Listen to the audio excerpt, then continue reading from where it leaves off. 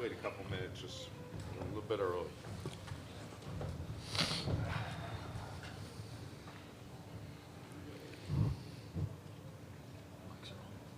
Just watch what you say. It's live. For sure. You should. Live on what? Zoom.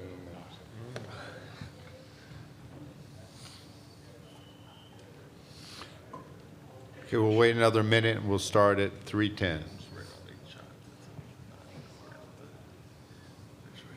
thing at a time. Yeah. All goes together. Once we make shots, I'll shake on Sunday. Max doesn't need to worry about it. Yeah, because he doesn't grow. Have his dash. It's so funny that your brother has a full beard.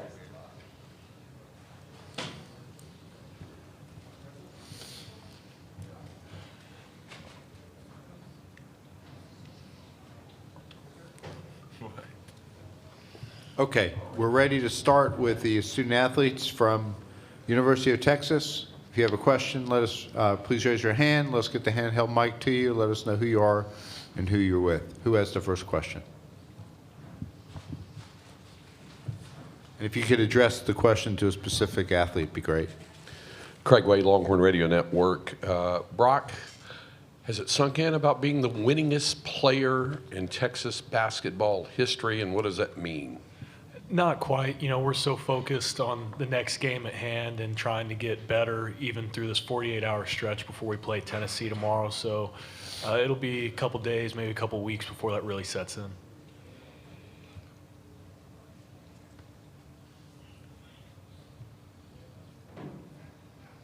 John Sartori, WVLT. Dylan, what do you remember from the last matchup with Tennessee last season, and what do you, I guess, take away from that you hope to carry into tomorrow? Yeah, I mean, I've got a lot of experience playing Tennessee. I used to go to Vanderbilt. They're a super physical team. We compared them, the physicality-wise, probably to Houston from the Big 12. So we know that we're just going to have to come out, match that physicality, and play hard on defense to give ourselves a chance to win the game.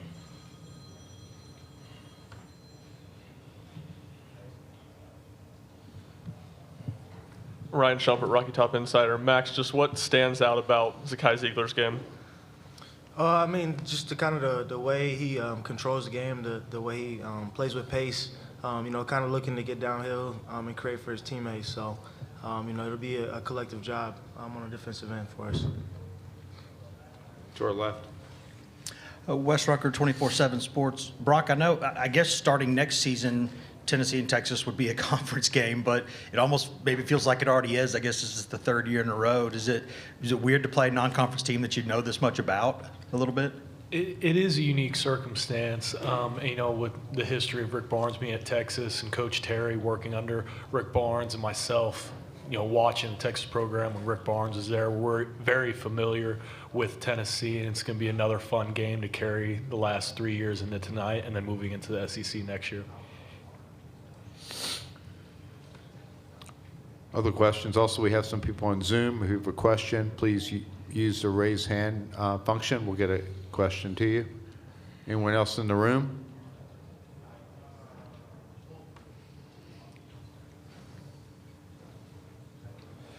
Wes Rucker, 24/7 Sports for Dylan and for Max, if you don't mind. Obviously, y'all won the game yesterday. That's what you came here to do. But I'm sure you wanted to play a little better offensively. Do you feel like that was something Colorado State was doing, or were y'all just missing shots or out of rhythm? What caused some of that? I feel like, I guess me and him specifically got some really good looks that we missed, that we've made, you know, throughout the season.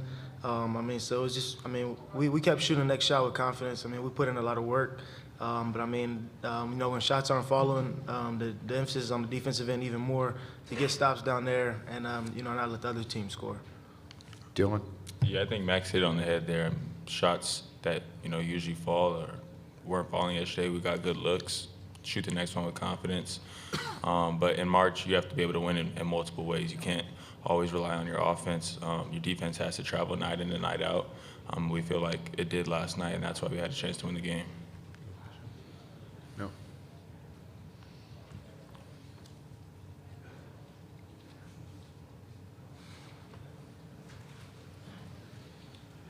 Josh Newman, LoneStarLive.com. For any of you guys, when you see Dalton connect on film, what makes him so difficult to stop? And I guess for Brock and Dylan, you've seen him once before live. How much has he grown as a player from year to year? He's made a huge step as a player, moving over to Tennessee, becoming the SEC Player of the Year, and he's an extremely potent player. He can shoot the ball far away from the basket. He's extremely athletic, a well-rounded player. He's just dynamic, and we're going to have to put a lot of focus on working to stop him. Dylan? Yeah, I think Brock hit on the head there with that answer.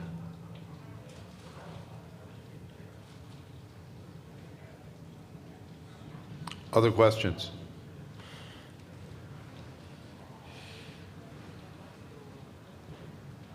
Max, when it comes to a game where if shots aren't falling early, does it bring up an issue to make sure to block it out of mind and go, or is it just, like they say, the old relief pitcher gives up a home run, you just keep firing away? Is that something you process through, or just put it out of your mind and keep going and come back ready to shoot the next one?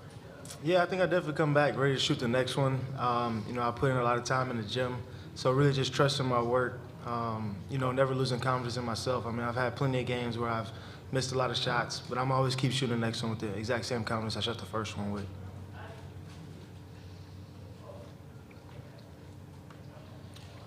Any other questions from the room here? Okay, thank you, guys. A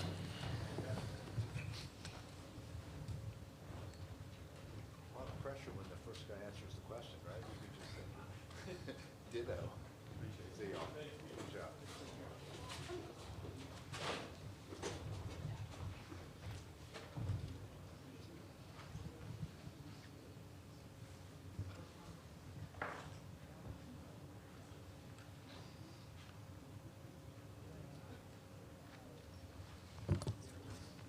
Okay, that was a little quick, so 3:30, about 15 minutes, 3:30 with Coach Terry.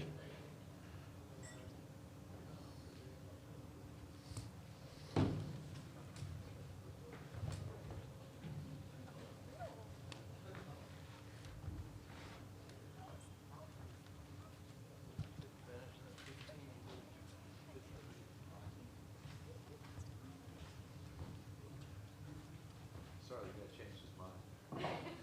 I was like, oh my God, running around.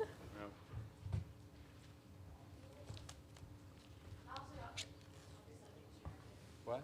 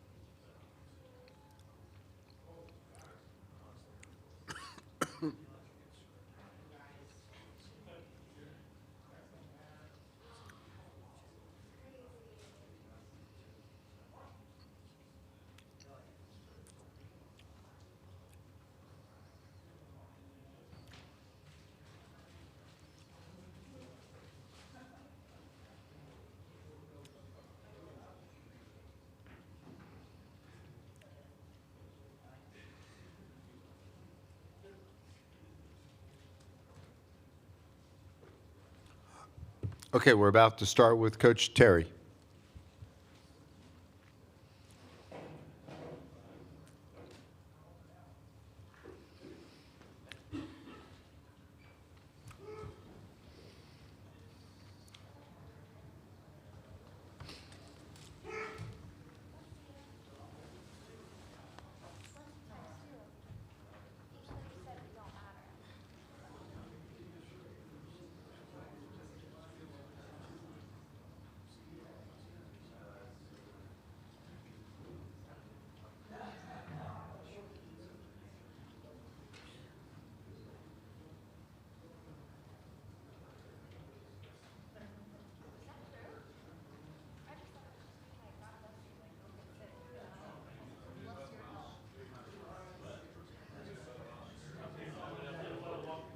Well, I hope it's even to that.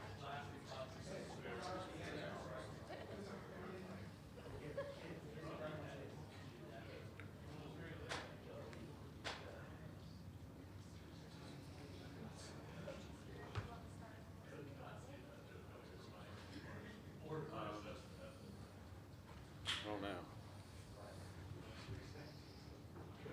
It's supposed to be 3:30. I don't know if people are waiting. I think we ought to wait a little bit. We're going to wait a little bit and Coach Terry start at 3:30.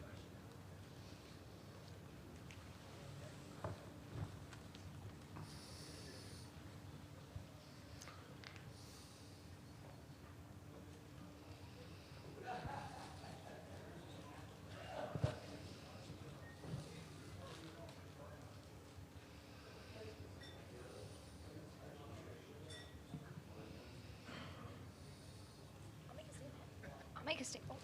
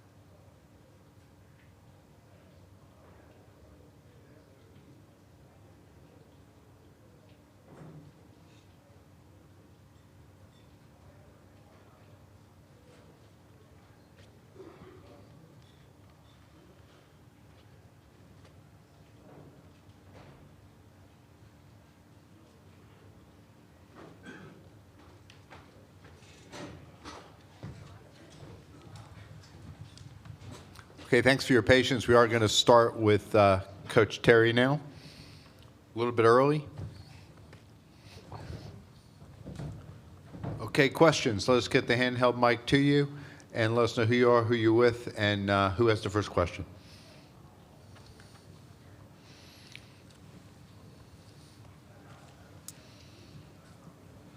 Wes Rucker with 24/7 Sports. Rodney, I think Rick said last night he wasn't trying to speak for you, but he thinks that if either one of y'all were asked, do you want to play the other one in this tournament, the answer would be no. Do you agree with that? No, Wes, I would completely agree with that. Coach is family to me. You know, he is one of my biggest mentors. He's been incredible throughout my career. We love each other. You know, but we also, at the end of the day, he's super competitive. I'm super competitive. When the game starts, you know, it'll be about our players and the guys on the floor. You know, and you know that's kind of the relationship we have. We talk often and congratulate him. The last time I had interaction with him was congratulate him on winning the regular season, you know, conference. It's always really hard to do, and he has a great ball club this year. To our right, Coach.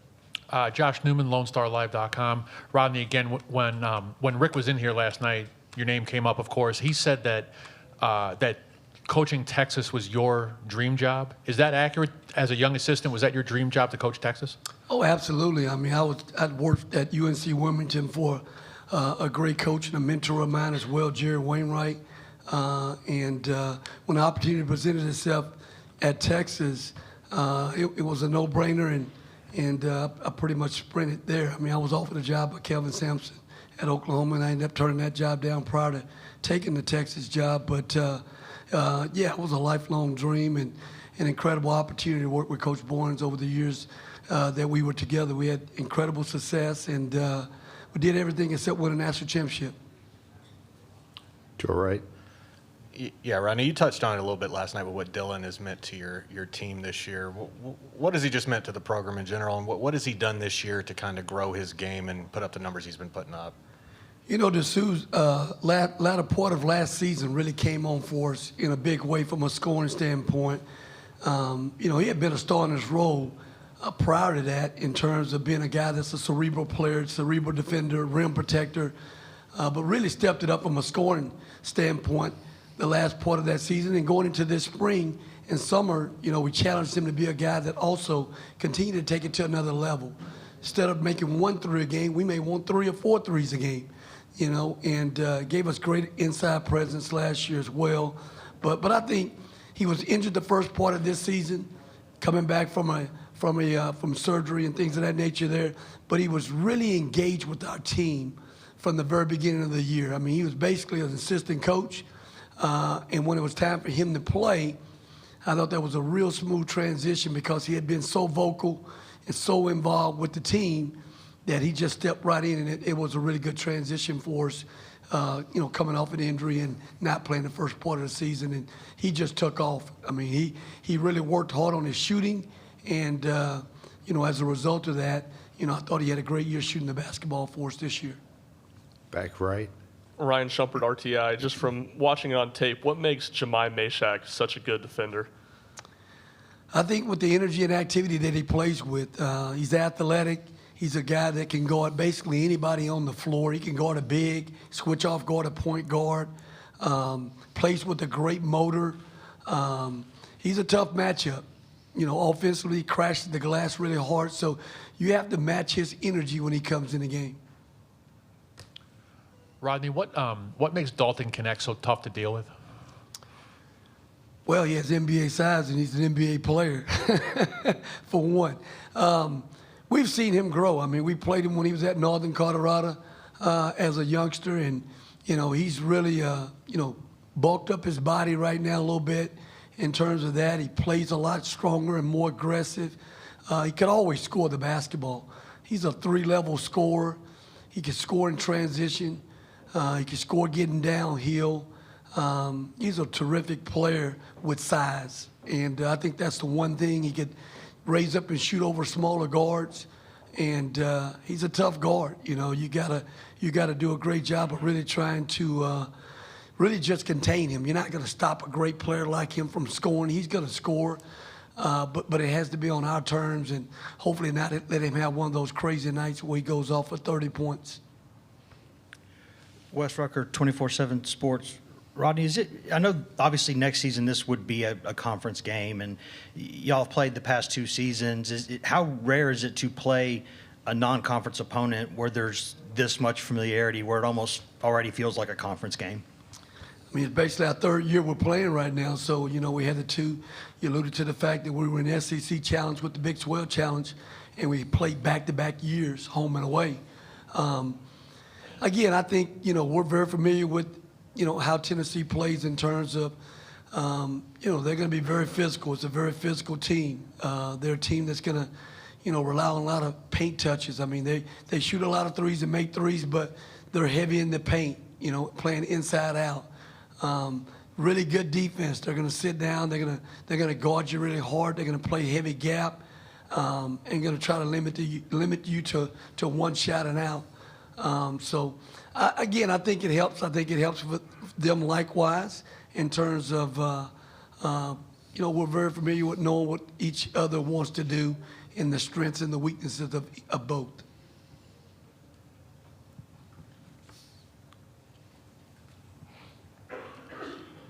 Ben McKee, 24/7. Rodney, I'm just curious, with Jonas Adu, how have you seen him improve, and what kind of stands out about the jump that he's made from sophomore to junior year? He's made a huge jump. I mean, the thing that jumps out about him is his size. I mean, he's a big kid who runs the floor, carves out space offensively with his hard duck ends. He's really tough on the glass. His shot blocking ability changes games as well.